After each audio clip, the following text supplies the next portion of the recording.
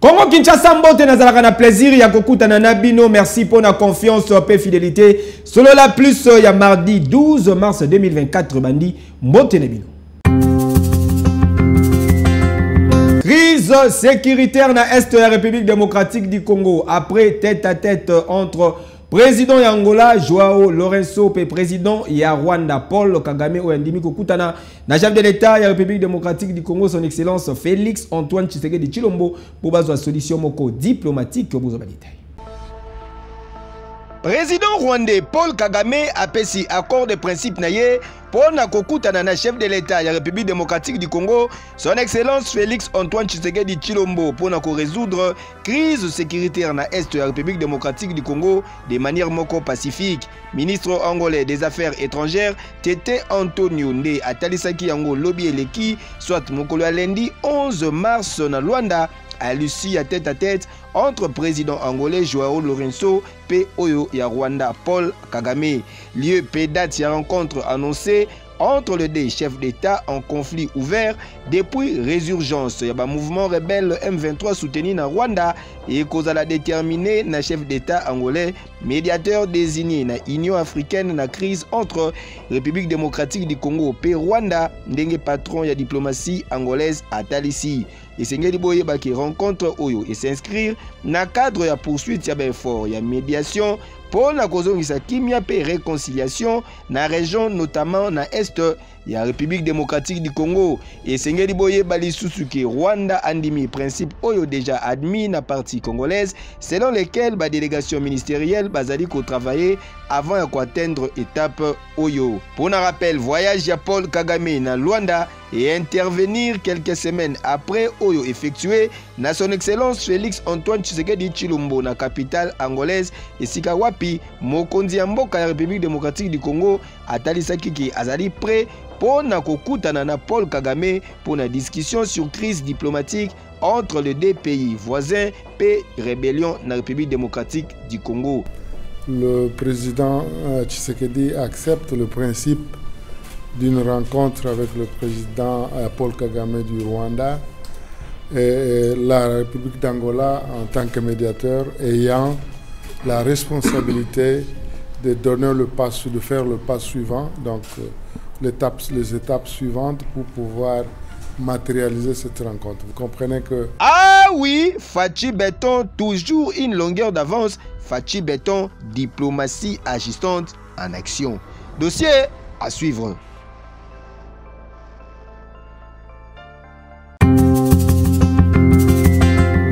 Bilembo ya Fachi Béton ezali komona na banda Kolwezi bazali ko bénéficier na échangeur routier moko ya kitoko avantage po na province ya Lualaba. Reportage. Ah oui, consolidation Yabaki, ya premier mandat ya chef de l'État, son excellence Félix Antoine Tshisekedi Tshilombo, Fachi Béton Mukwantombolo d'Afrique, Boyokaka, Yangoyo. Awa tozali na province ya Lualaba, plus précisément na Kolwezi et Sikawapi, bozali komona bijou ya boye échanger routier ya monene na dimension ya mboka kitoko lokola République démocratique du Congo. Ndenge kaka bozali komona boye architecture unique oyo na mboka ya Fachi Béton et commis déjà prêt pour la utilisation. En tout cas, tikana ya bisabino ke changer routier oyo ezali correlier banzela ebele pe kalate et kozala inauguré avec un pacte paix idéologie. Nous nous retrouvons ici au niveau de l'échangeur de Tunisie, qui est un grand ouvrage et qui a bénéficié de l'appui du chef de l'État avec la volonté côté de Madame le gouverneur Fifi Masuka. En tout cas, dans l'ensemble, nous sommes satisfaits, et moyennant quelques petites recommandations que nous avons formulées à l'entrepreneur, quitte à l'entrepreneur de mettre en application ces différentes recommandations, et en tout cas, l'ouvrage pourra maintenant être utilisé. Même d'emblée maintenant là, c'est un ouvrage qui est déjà disponible. On pourra toujours se référer à la volonté de l'autorité provinciale pour que nous puissions l'exploiter néanmoins pour un temps d'essai pour voir comment est-ce que ça va se comporter avant qu'on arrive à la réception définitive. Et Sengel Boyebaki, lancement de travaux Oyo et Salamaka le 30 juin 2022. Donc, en moins de 2 ans, Ndoto Ilati Nzoto. Noko! Noko! Na Oyo pe! Oboyi! Ah, Noko! Ndima Fachi Beton. Eh, Kejo! Oui! Patrick Kombe, commissaire supérieur, a écopé na 10 ans de prison. Pona kobebisa manduki ya mboka azalaki condamné bongo na haute cour militaire bozobalite. Prévenu commissaire supérieur Kombe Patrick Liboso Yabar azalaki condamné au premier degré à 10 ans de prison de servitude pénale principale pour la perte volontaire d'armes. Insatisfait na sentence Oyo a relevaki appel Liboso ya haute cour militaire Oyo a consacré audience na ye ya mukolowana na réquisitoire ya ministère public pe na plaidoirie ya défense alors que prévenu Kombe Patrick secrétaire permanent ya commission ya ba armes légères pe petit calibre atalisaki ke arme na ye pe carte na ye etikalaki na checkpoint ya état-major général avant amata na cité ya Union africaine esika wapi akendaki ko répondre na appel ya directrice ya cabinet ya conseiller spécial ya chef de l'État en matière de sécurité. Version des faits Oyo et Zalaki contesté na organe poursuivant. Vous constaterez avec moi que l'inconstance de déclaration du prévenu annule la vraisemblance de chacune des versions.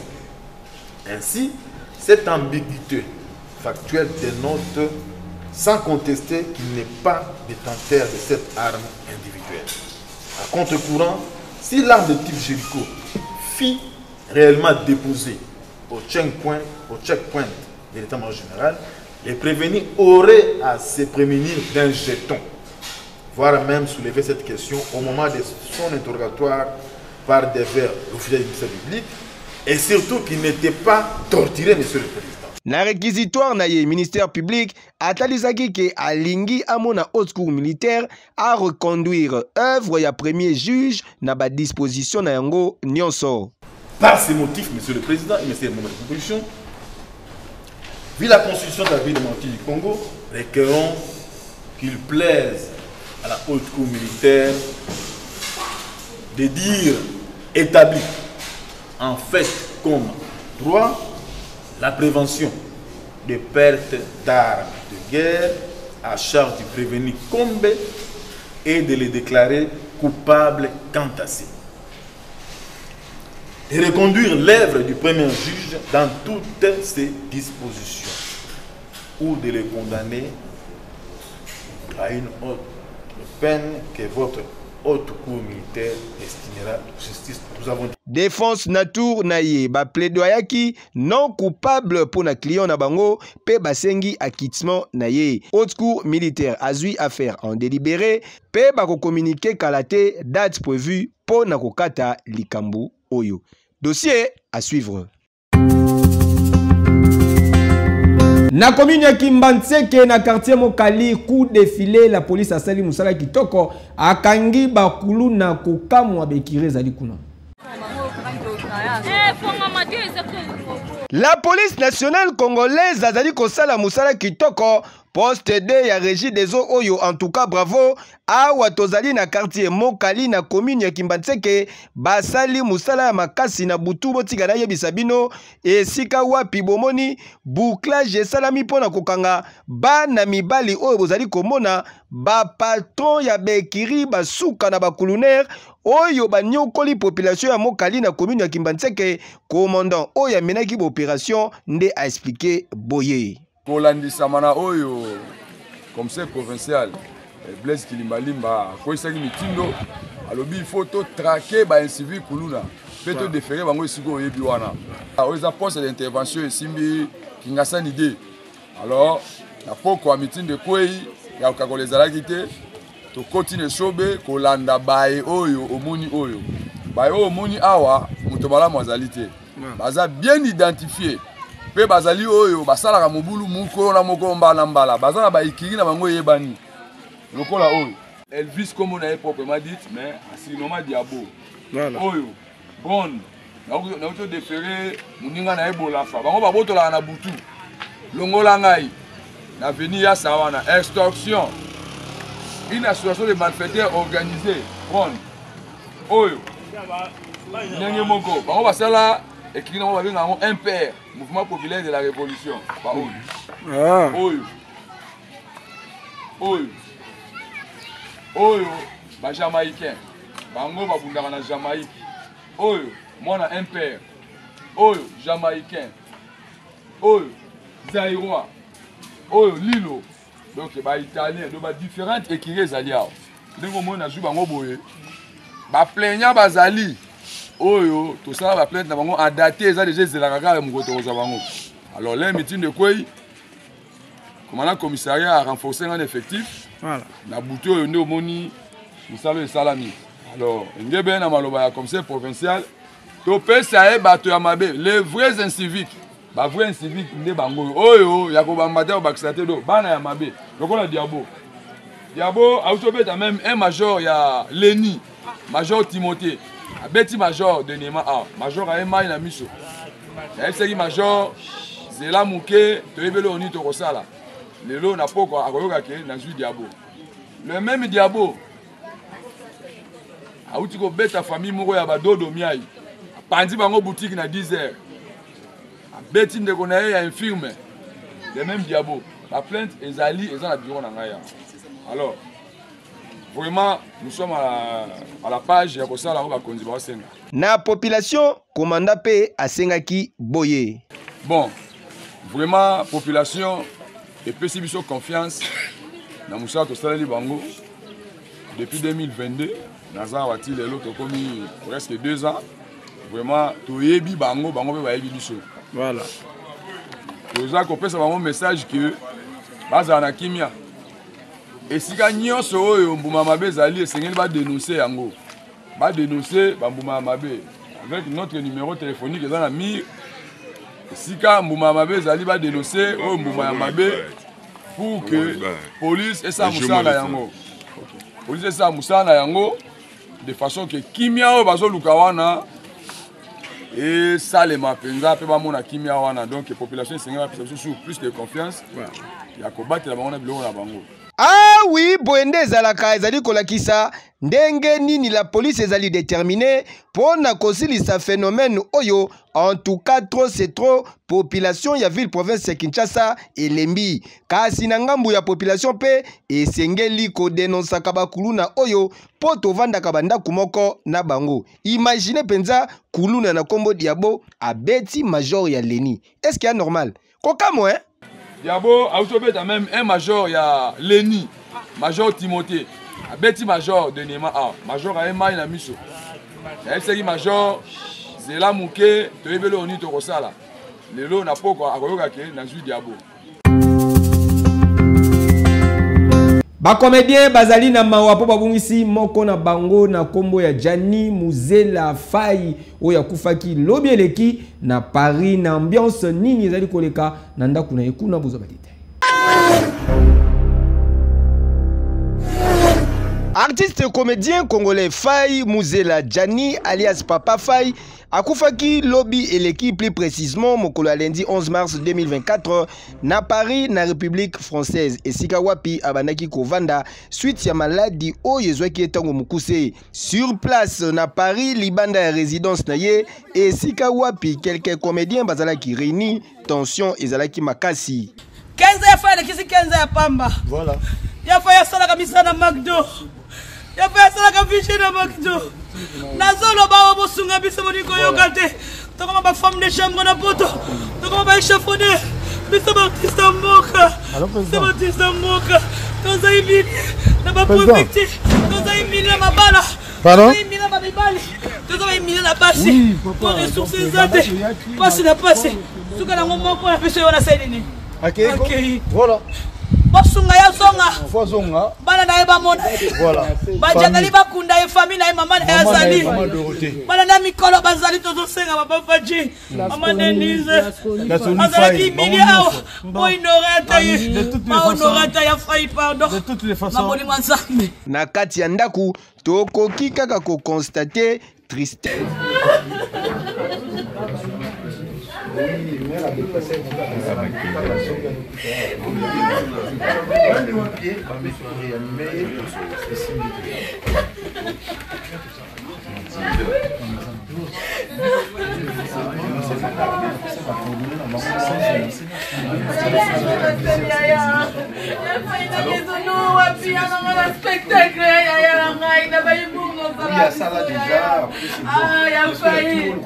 Quelques comédiens pe patron ya groupe de théâtre oyo bazalaki na kati ya résidence na ye babengaki baninga na bango na apaisement.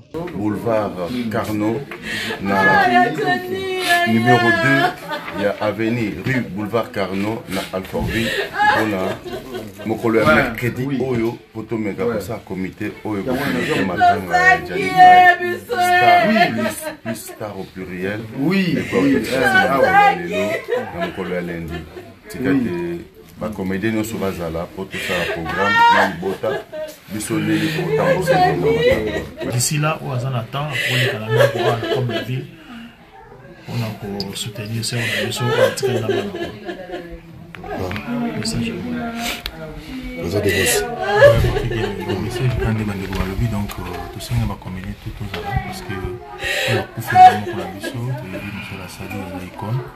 Tout coup à la écriture là vraiment pour tout ça la comité où piloter matanga na tana tout ya faille pituna yote ya faille benga lobte benga pituna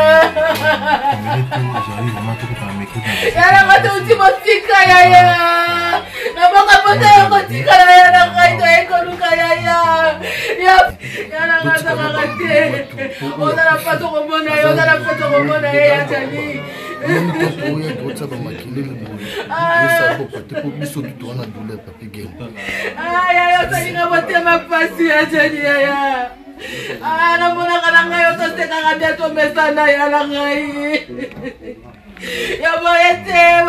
Pour un rappel, Gianni Faye asalaki pluie et beau temps na théâtre populaire auprès ya célèbre comédien Ngadia Diangadios na groupe Chic Choc Loyenge. Tika molimo na ye epe manakimia.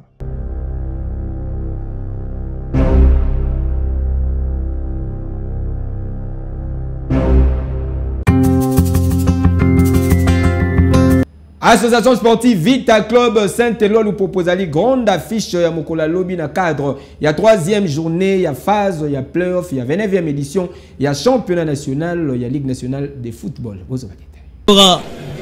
Et ensuite cette frappe! Quel tir bien logé dans le perche des Wedogo Farid. Incroyable ce but, c'est un loupopo. 29e édition, il y a championnat national, il y a football, il y a République démocratique du Congo organisé dans la Ligue nationale, il y a football, Nina Foot en sigle. Et qu'on se poursuivre, Mokolo Lobby, mercredi 13 mars 2024, dans le stade des martyrs de la Pentecôte avec Choc, association sportive Vita Club, il y a Kinshasa, oh, il y a qu'à faire face à Football Club Saint-Éloi, Lupopo, il y a Lubumbashi. Les lots des deux équipes Bazalaki en traditionnelle conférence de presse d'avant-match et Sikawapi, Batalisaki, Boyi. L'équipe, elle vit très bien.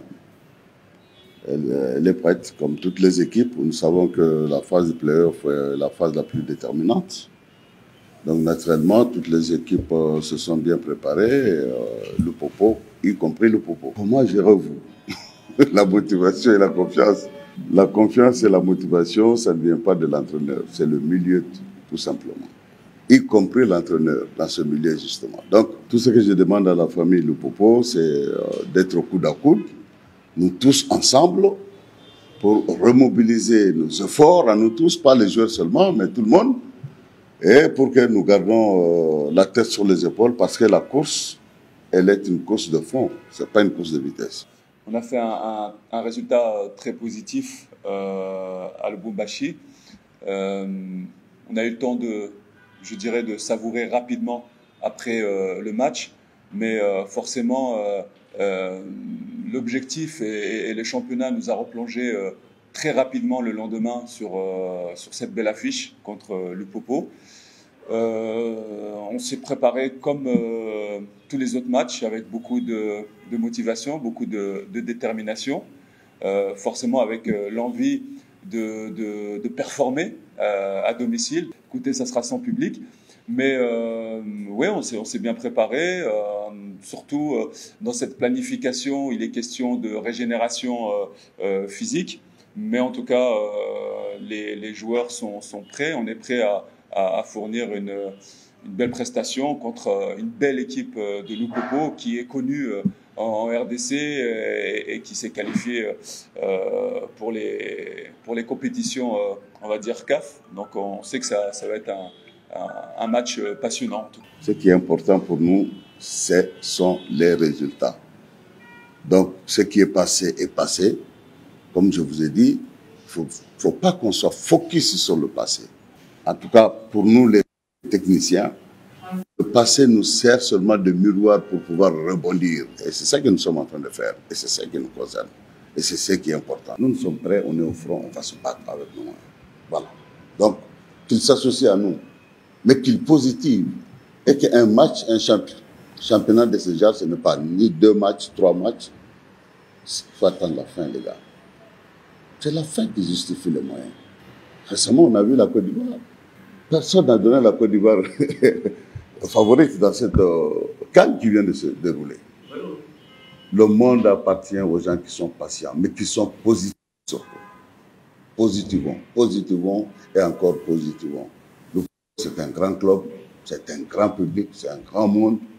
Moi, j'ai confiance à ce public-là. J'ai confiance à ce monde-là. Et lorsqu'ils auront aussi confiance à l'équipe, nous tous, dans le même état d'esprit, nous gagnerons.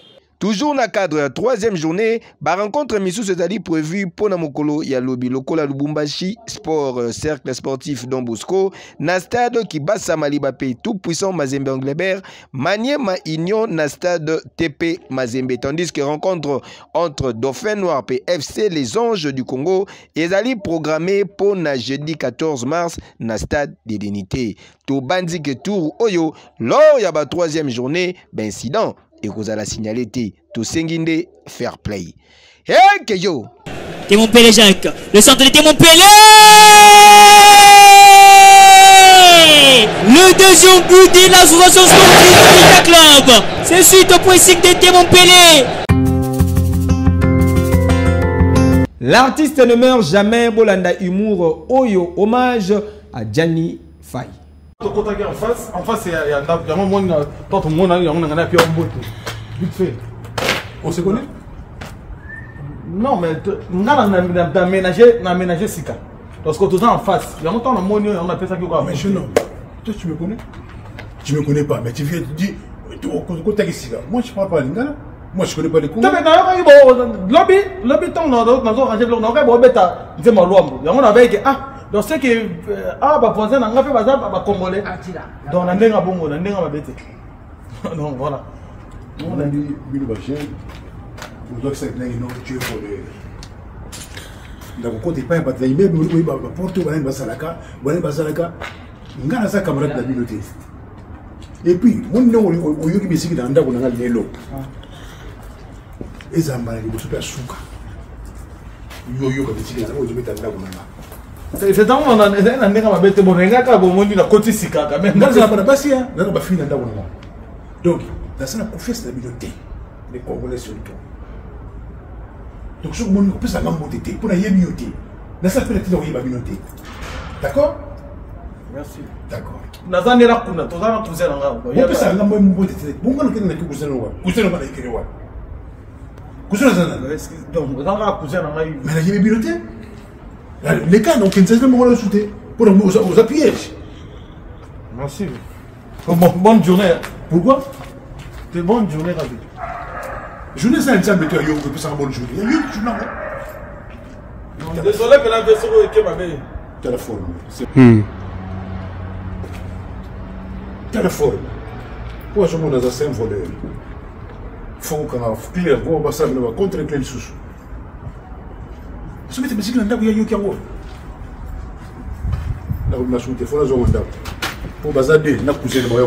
vous allez tellement belé à la édition mon collègue merci pour la confiance et fidélité vous sepela qui nango bo pesa merci nani dabaku azalaki nasima caméra ingénieur Yann Mike Mulamba azalaki na régie finale bama tabaki tababa ko na mabele ngai na bino tukutani lobi